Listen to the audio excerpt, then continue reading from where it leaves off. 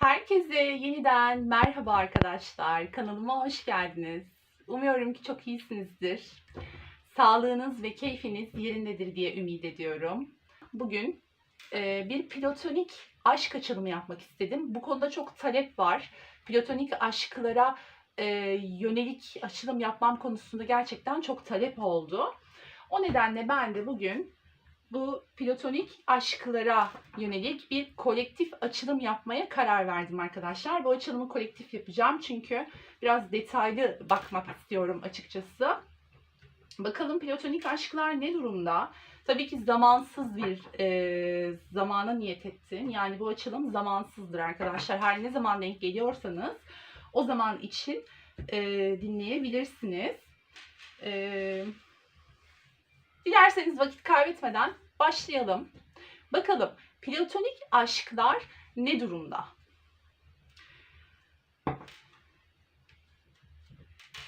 Kolektif için en doğru mesajları almaya niyet ediyorum.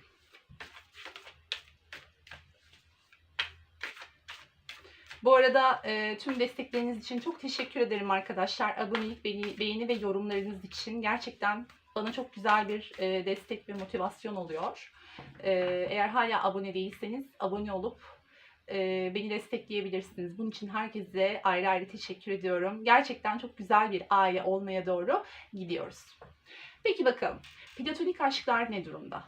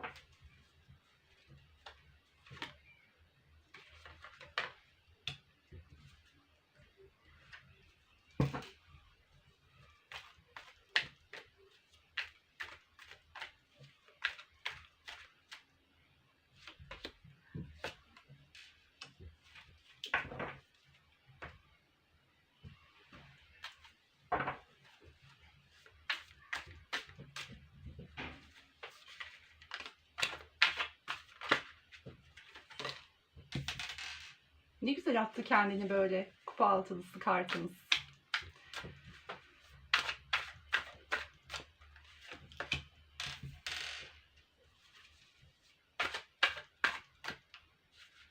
Yok, almayacağım.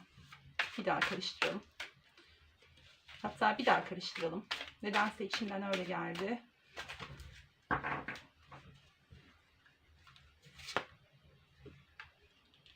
Güzel.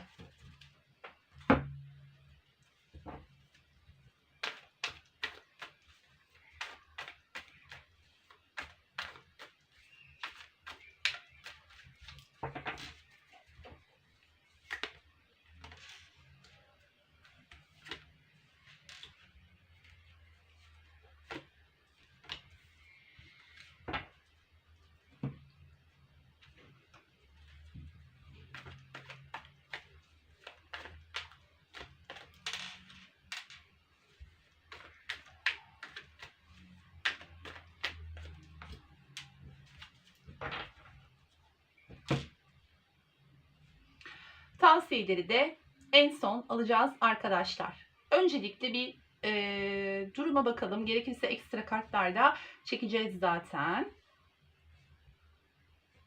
Hatta ben şöyle yapmak istiyorum. Şuradan da almak istiyorum. Burası da bize destek olsun.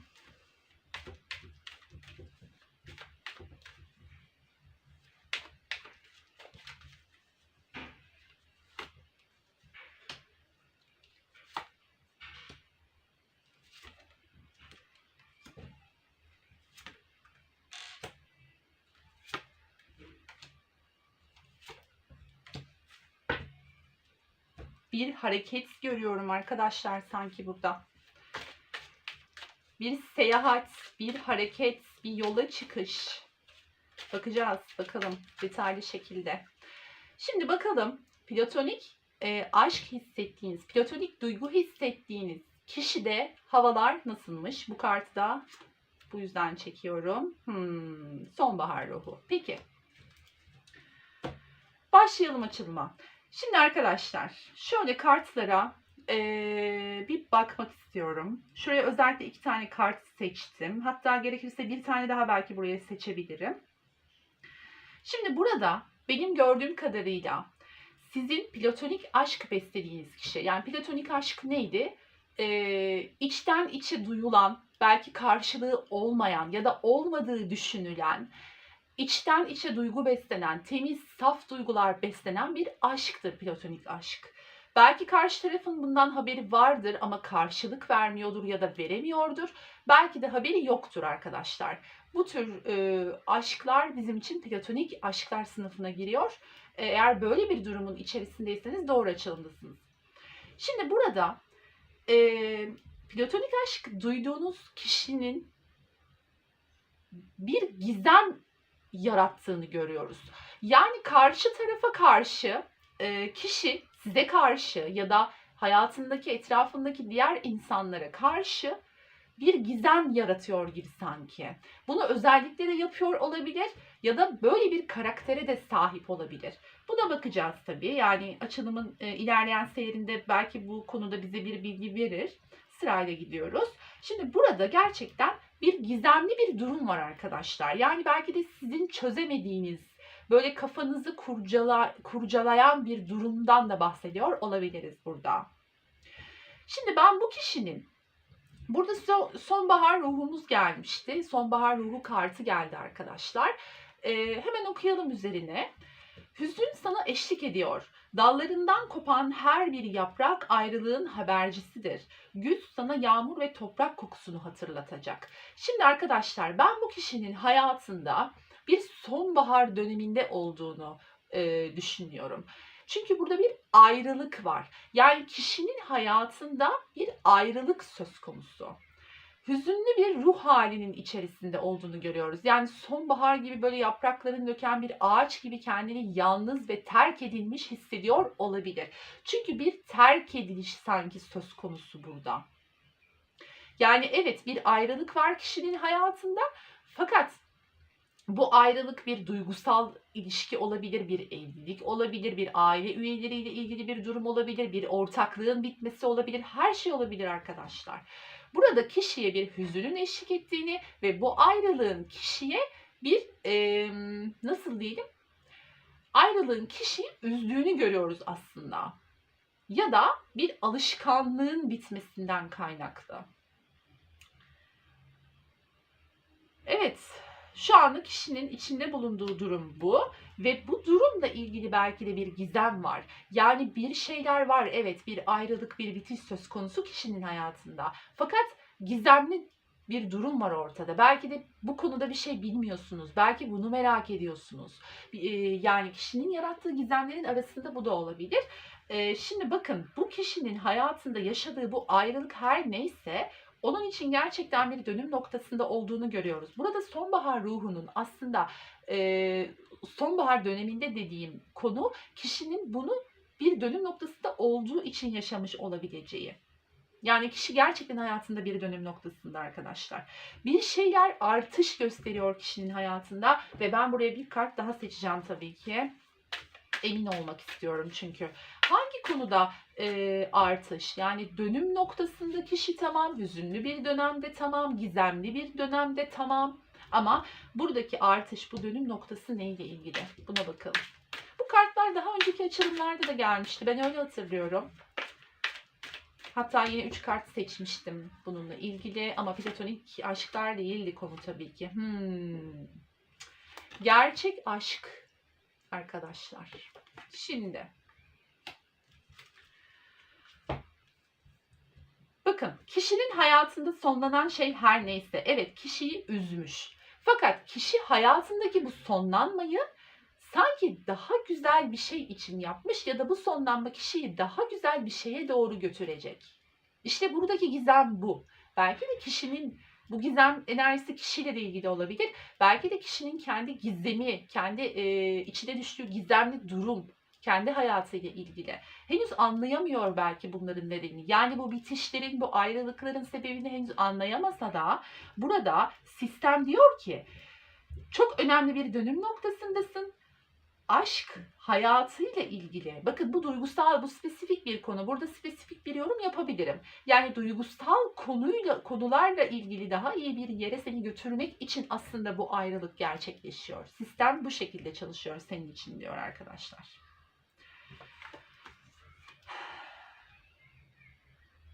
Sihirli çocuk arketipi geldi. Bakalım hemen.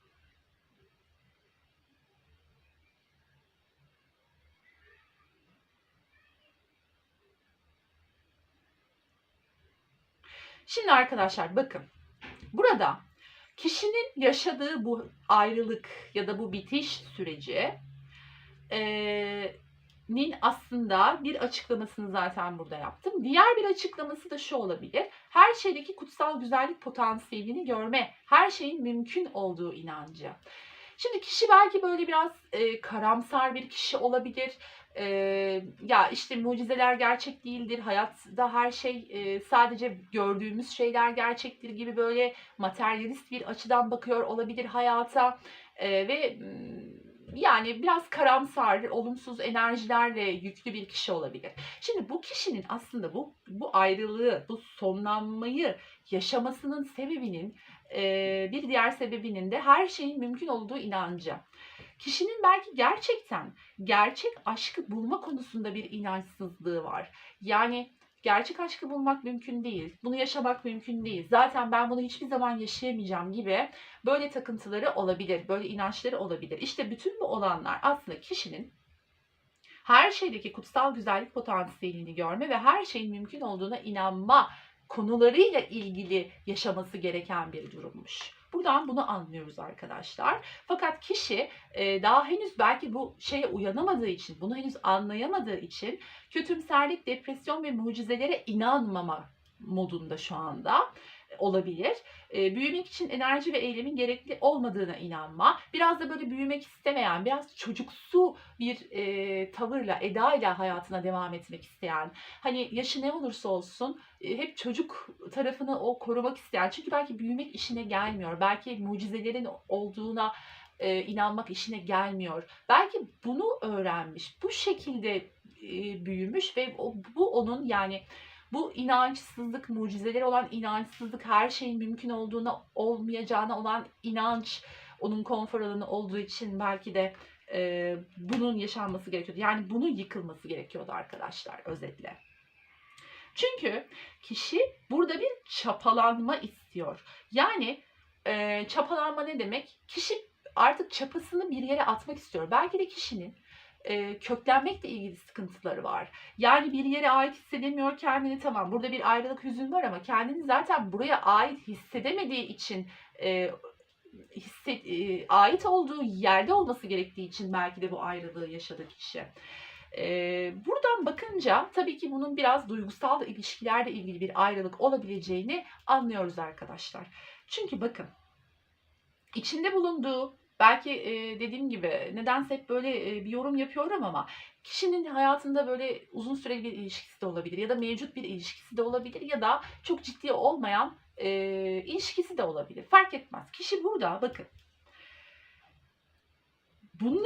bu ilişkilerinin genellikle cinsellik üzerine ya da tensellik üzerine kurulu olduğu bir ilişki yaşıyor kişi gibi görünüyor. Genel olarak yani mevcut hayatındaki ilişkisi ya da dediğim gibi kısa süreli uzun süreli fark etmez. Kişinin hayatındaki şu andaki ilişkilerin ya da ilişkinin cinsellik üzerine kurulu ya da tensellik üzerine kurulu bir takım duygulardan ya da hislerden kaynaklı olduğunu görebiliyoruz. Fakat kişinin burada aslında istediği şey belki de bilinçaltında kendisinin bile farkında olmadığı şey çapasını bir yere atmak. Yani güvenli limanlarına güvenebileceğin limanlara, kendine ait hissettiği yere çapalanmak, orada köklenmek. Artık bir yerde köklenmek isteği olduğunu görüyoruz. Aslında bilinçaltında arkadaşlar.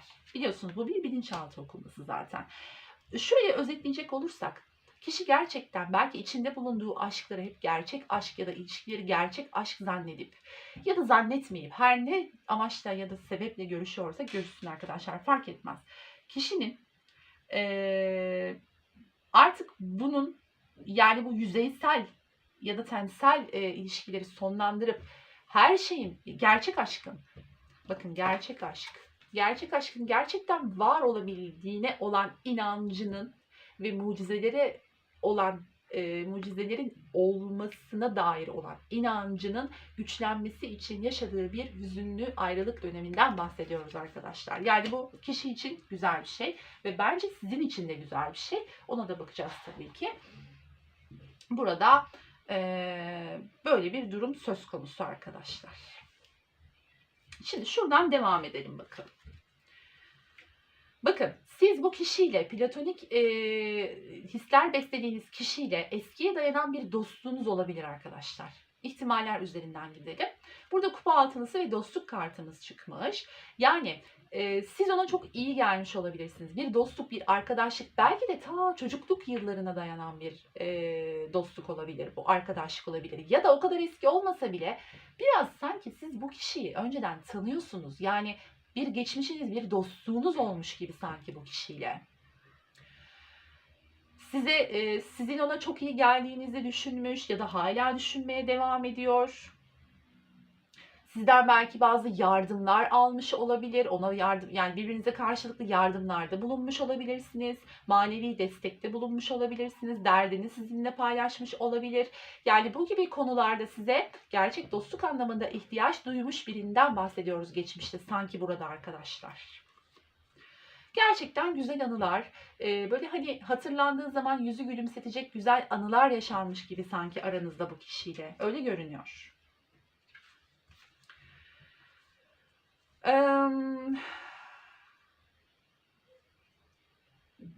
Şimdi şu kombinasyonun bana hissettirdiği şey, burada siz bu kişiyle dostluğunuz devam ederken sanki biraz böyle kontrolü elinize alıp direksiyonun başına geçip sanki o dostluğu biraz böyle sevgili olmaya, yani ilişkiye çevirmeye yönelik bazı hareketler yapmış olabilirsiniz arkadaşlar geçmişte. Bunu tabii ki tamamen iyi niyetle yapmış olabilirsiniz. Çünkü siz şunu istemişsiniz. Bu dostluktan artık bir level yukarı çıksın. Artık yani bir ilişki başlasın, flört başlasın gibi böyle bir isteğiniz olmuş gibi görünüyor arkadaşlar. Ezan bittikten sonra devam edeceğim. Ezan başladı arkadaşlar. Bu şekilde bırakıyorum. Evet arkadaşlar, devam ediyorum kaldığım yerden. Şimdi en son şurada sizin bir eylemde bulunduğunuzu, yani bu ilişkiyi, bu dostluğu belki işte ilişkiye çevirmek için, duygusal bir ilişkiye çevirmek için bazı eylemlerde bulunmuş olabileceğinizden bahsetmiştim. Yani bunun gibi şeyleri, hani kontrolü elinize alarak bu gibi şeyleri biraz hızlandırmak, belki siz de başta dost olarak görüyordunuz, sonradan belki bir hoşlantı oldu, fikriniz değişti. Ya da birlikte olmamız gerekiyor bizim gibi, işte güzel bir ilişkimiz olurdu aslında gibi düşüncelere de girmiş olabilirsiniz arkadaşlar. İşte tam bu noktada sizin bir tavır değişikliğine gittiğinizi görüyorum. Yani dostluğun bir noktasında. Burada bakın, şimdi bu kişi bu yaptığınız eylemden dolayı belki dostluğunuza zarar vermiş olabilirsiniz.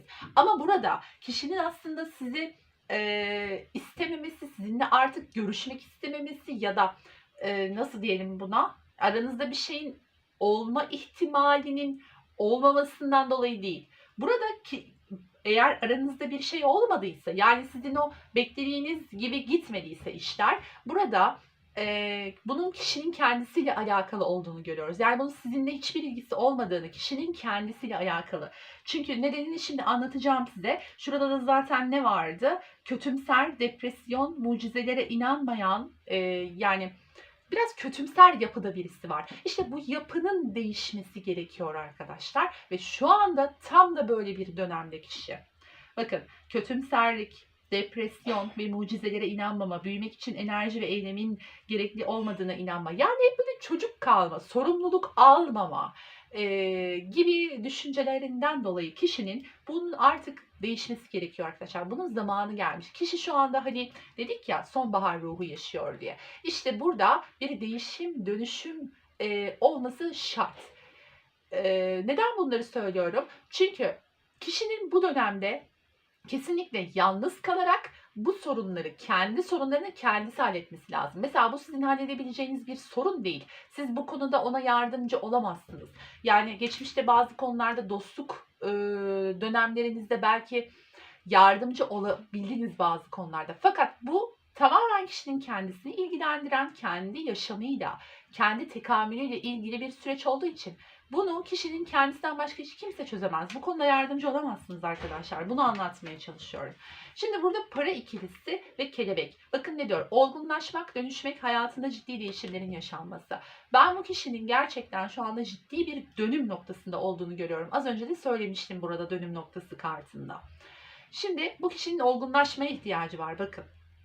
Dönüşüme ihtiyacı var. Bir dengeye gelmeye ihtiyacı var. Kişinin dengesi yok hayatında. Yani o balansı tutturamıyor bir türlü belki. Aşk hayatında ya da iş hayatında ya da her neyse aile ilişkilerinde fark etmez arkadaşlar. Burada bir balansı tutturamamak, bir dengesizlik var ve dönüşüm şart. İşte tam da kişi böyle bir dönemde.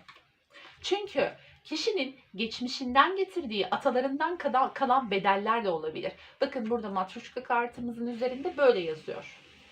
Kişinin geçmişinden getirdiği atalarından kalan bedellerin ödenmesi diyor. Yani kişi aslında burada kendi karmasını ödüyor olabilir. Kendi karma borçlarını ödeyecek, dönüşecek, değişecek. Belki kendi bilinçaltındaki atalarından getirdiği o şeyleri dönüştürecek, kalıpları dönüştürecek. Yani bunun gibi sebeplerden dolayı arkadaşlar yaşanıyor bütün bunlar. Yaşananların sizinle hiçbir ilgisi olmadığını zaten söylemiştim.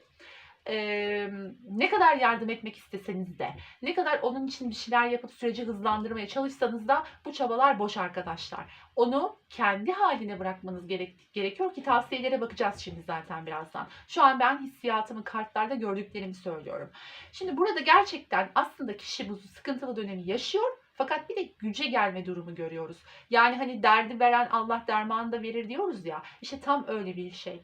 Kişinin gerçekten güçlenmesi gerekiyor. Güçlenmiş evet ama daha da güçlenmesi için bunları yaşaması gerekiyor arkadaşlar. Burası da güzel. Yani burada şuraya kadar kötü hiçbir şey yok aslında. Her ne kadar bu durum sizde yansıyor olsa da, içinizi sıkıyor olsa da, kişi içinde sıkıntılı bir durum olsa da işte büyük resme bakabilmek çok önemli burada. Bakın. Enerjisel uyum, istikrar ve dengeli tutumlar. Az önce söylemiştim size şurada. Bir dengesizlik söz konusu kişinin hayatında ve burada bu dengeyi zaten adalet kartında da bir denge söz konusudur. Bakın burada kişinin elinde, kadının elinde bir terazi var ve arkasında karlı dağlar var arkadaşlar. Bakın zorlu bir süreç, platonik hisler beslediğiniz kişiyi bekliyor. Şimdi burada enerjisel uyumu, istikrarı ve dengeyi yakalayabilmek için olduğunu kartlar bize tekrar ediyor, onaylıyor ve diyor ki işte olması gereken bu, adaletli olan bu. Gerçek aşkı bulması için. Şimdi bu konunun sizinle olan ilgisine de tabii ki yani gelecek kartları çekeceğim şimdi. Ona da bakacağız ama dediğim gibi enerjisel belki eril dişil dengesi bozuk kişinin belki o enerjisel çünkü kötümser dedik ya burada sürekli kötümser karamsar bir halde işte hiçbir şeye inanmıyor mucizelere falan dedik ya işte tam olarak onu anlatmaya çalışıyor ve arkadaşlar platonik hisler beslediğiniz kişinin artık bakın burada da bir dümen vardı. Bir direksiyonun başına geçmeye dümen kartı vardı. Burada da bir araba kartı var. Kişi artık kendi hayatıyla ilgili bir şeyleri fark edip kendi hayatının direksiyonuna geçmeye başlayacak burada. Yani kendisi için yola çıkmak, kendi iradesiyle yola çıkmak. Evet, devam ediyorum arkadaşlar. Şimdi burada kalmıştık en son. Dediğim gibi araba kartı kişinin kendi iradesiyle yola çıkması. Yani bunu kendisi istemesi, kendisi yola çıkması ve direksiyonun başına geçmesi. Kendi hayatının sorumluluğunu alması. Yani şu çocukluktan çıkıp, çocuksu ruh hallerinden çıkıp kendi hayatının sorumluluğunu almayı öğrenmenin vakti gelmiş. Bakın yaşı kaç olursa olsun fark etmez. Bunun vakti gelmiş arkadaşlar. Belki gerçek anlamda bir seyahate çıkma da olabilir. Belki bir yer değişikliği yapacak olabilir kişi. Bu gerekiyor olabilir belki de, eğer böyle bir durum varsa bilin ki arkadaşlar bir adres değişikliği, bir şehir, ülke belki değişikliği gibi durumlar söz konusu olursa bu da işte bu dönüşüm sürecinin bir parçası olabilir arkadaşlar. Çünkü kişi artık bazı şeylere mecbur bırakılıyor sistem tarafından. İşte kötü gibi görünen bir şey aslında kişiyi daha iyi bir şeye hazırladığı için, dolayısıyla aranızdaki ilişki şu an her neyse, bakın ilişki derken yani bir dostluk, arkadaşlık da olabilir, hiç görüşmüyor da olabilirsiniz. Yani aranızdaki bağlantı her neyse aslında onu da iyiye doğru götürecek bir şey olacak. Çünkü değişmesi ve dönüşmesi çok güzel bir şey. Bu size de yansıyacak arkadaşlar.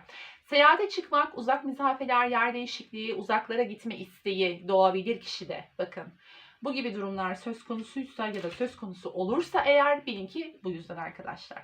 Şimdi burada balık ve hesse kartı var. Bakın şimdi bu kişi dediğimiz gibi sorumluluk almaktan kaçtığı için belki bugüne kadar oturup açıkça konuşmak yerine hep kaçtı bazı şeylerden, yani sadece sizinle değil hayatıyla ilgili diğer konularda da.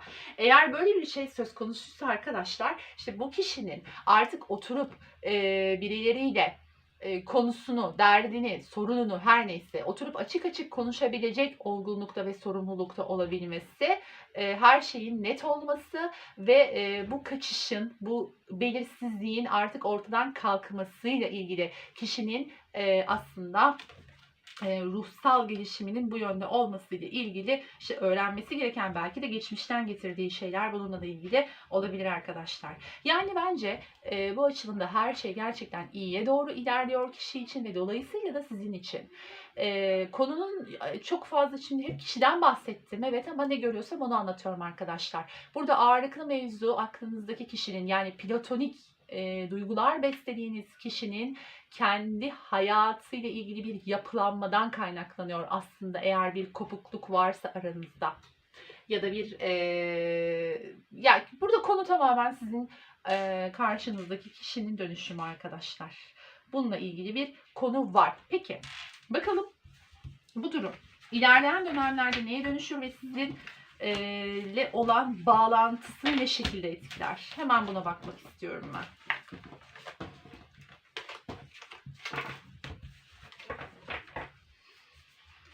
Şöyle koyalım.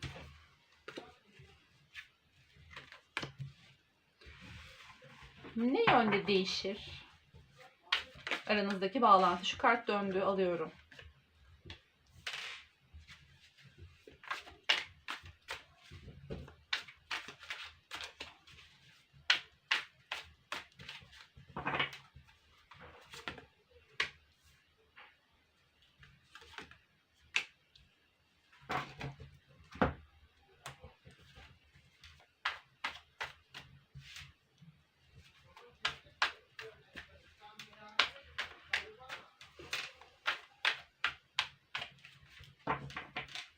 Ne yönde gelişmeler olur?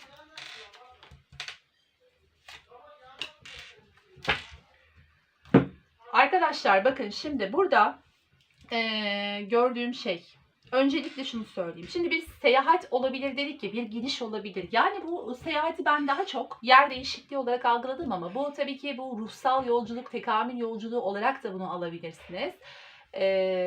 Bunun sonunda, yani fiziksel bir yolculuksa bu yer değişikliğinin sonunda kişinin çok daha farklı, değişmiş ve dönüşmüş olarak geri döneceğini görüyoruz. Şu anda olduğu yere. Yani bu kendinize göre alın arkadaşlar lütfen bunu.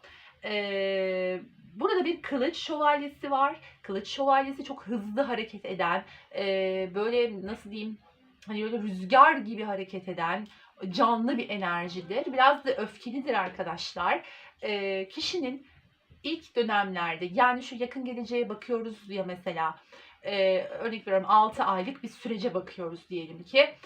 Bu 6 ayın ilk dönemlerinde kişinin biraz böyle öfkeli, fevri, hızlı hareket eden ve hızlı kararlar alan, yani keskin kararlar alan bir yapı görebilirsiniz karşınızda arkadaşlar. Fakat bakın, burada bir şeyler dengeye geliyor. Çünkü asa dörtlüsü demek denge demektir. Yani dört direk dengesi, artık masanın ayaklarının oturması, kişinin dengeye gelmeye başladığını görüyoruz yakın gelecekte. Bu her ne kadar öfkeli ve keskin kararlar alsa da kişi hayatında burada dengeye geldiğini görüyoruz. Peki sizinle olan ilişkisi ya da bağlantısını nasıl etkileyecek bu durum, ona bakalım. Bakın, burada bir para üçlüsü var.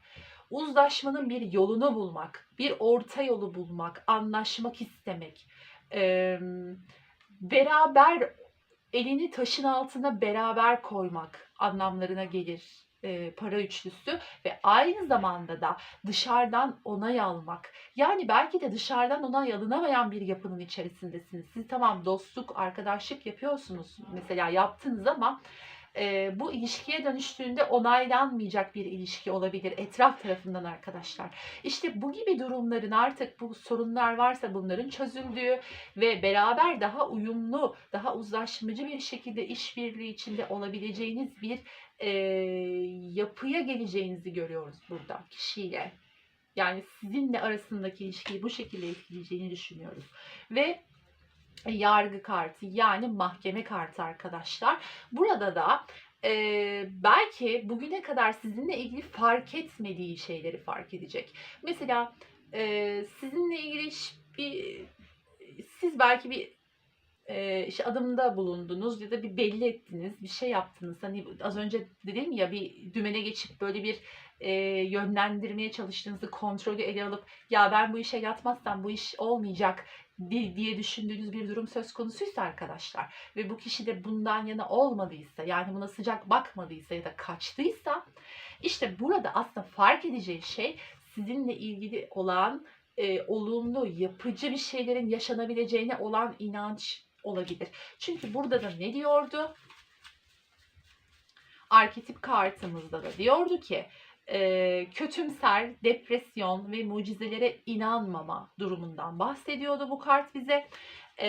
İşte yani sizinle ilgili kötümser baktığı, ilişki anlamında kötümser baktığı her ne varsa bunlarla ilgili fikrinin değişeceği, olumlu anlamda bir değişikliğe doğru gideceği ve belki sizinle olabilir, yani sizinle bir ortak yol bulabileceği, ona mucize gibi gelen şeyin aslında mümkün olduğuna dair bir düşünce yerleşecek kişiye arkadaşlar sizinle ilgili. Bu konuda bir uyanış var. Onu söylemeliyim yani. Burada da kupa üçlüsü var. Bakın arkadaşlar, çok güzel bir kombinasyon aslında. Kupa üçlüsü de işte artık bir feraha çıkmak, bir kutlama yapmak, birlikte zaman geçirmek ya da şöyle de düşünebiliriz. Bu kadar süre belki de farkında olmadan ekilen tohumların karşılığının alınması, hasat zamanı demektir. Şimdi burada para üçlüsü konuşamadım. Para üçlüsü, bakın kombinasyon şahane. Para üçlüsü, mahkeme ve kupa üçlüsü kartları arkadaşlar. Gerçi şu anda biraz ters tutuyorum. Size göre şöyle tutmam lazım. Sıralama bu şekilde. Bakın, kombinasyonumuz bu. Şahane. Yani burada fark edilecek olan şey, o kişi tarafından gerçekten aranızda bir şeylerin olabilitesi, yani olabilecek olması, işte bu inanca geçmekle ilgili olabilir. Güzel gelişmeler, güzel yönde gibi görünüyor. Güzel, sevindirici bir haber bu. Peki o zaman şeye bakalım. Size ne tavsiye ediliyor bu konuda? Buna bakacağım şimdi. Meleklerimiz ve Rumi bize ne tavsiye ederler? Bu konuyla ilgili beni dinleyen sevgili arkadaşlarıma ne tavsiye edersiniz? Evet.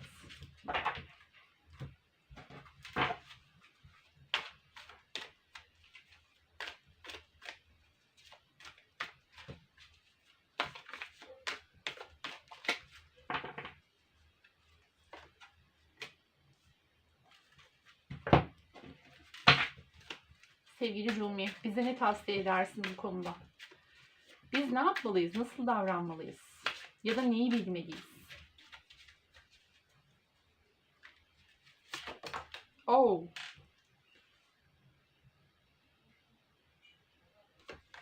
Evet.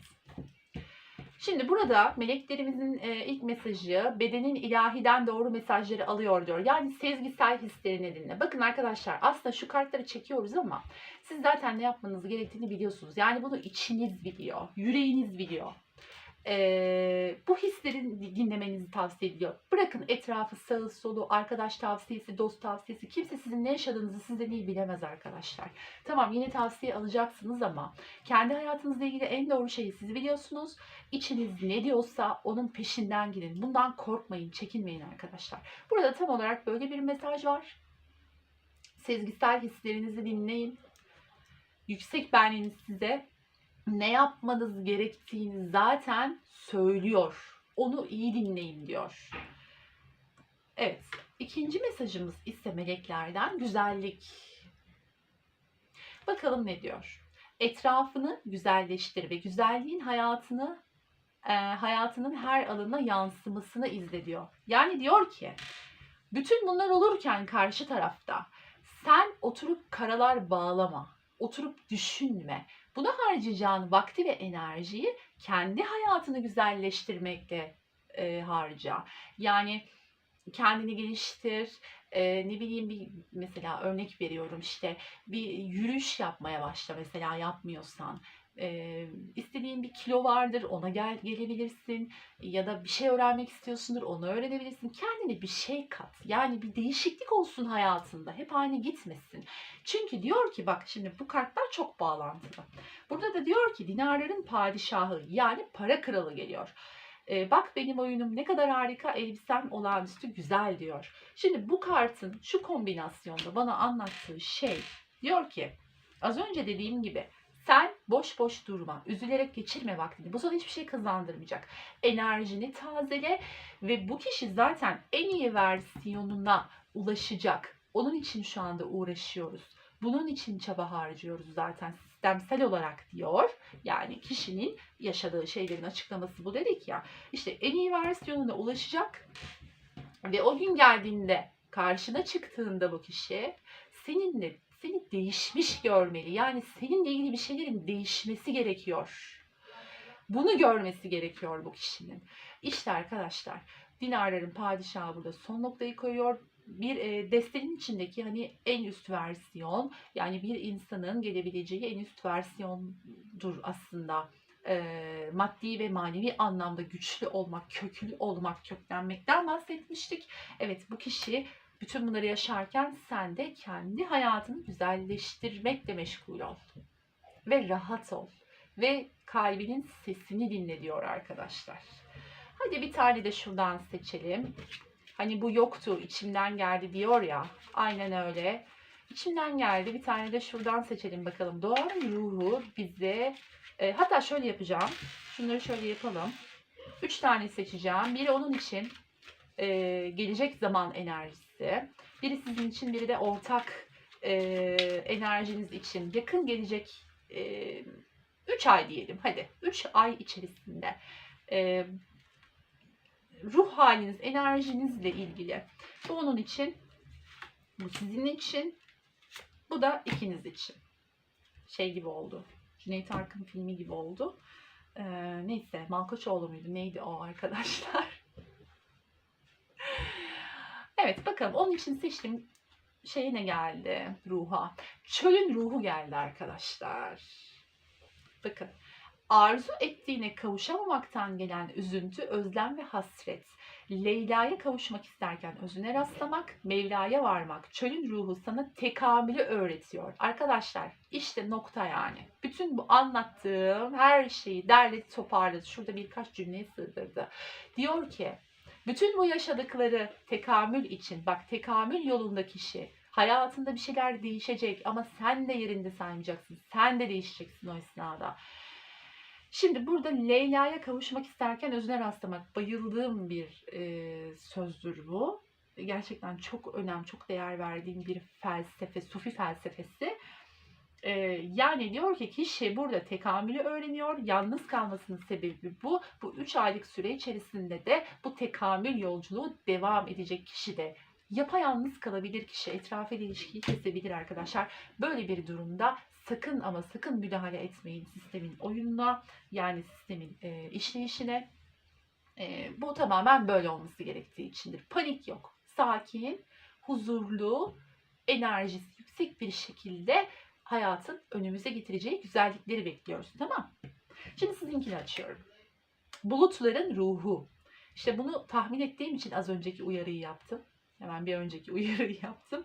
Çünkü diyor ki keder, elem seninle beraber. Bir bulut gibi içinde yağmur tanelerini taşırcasına dolusun.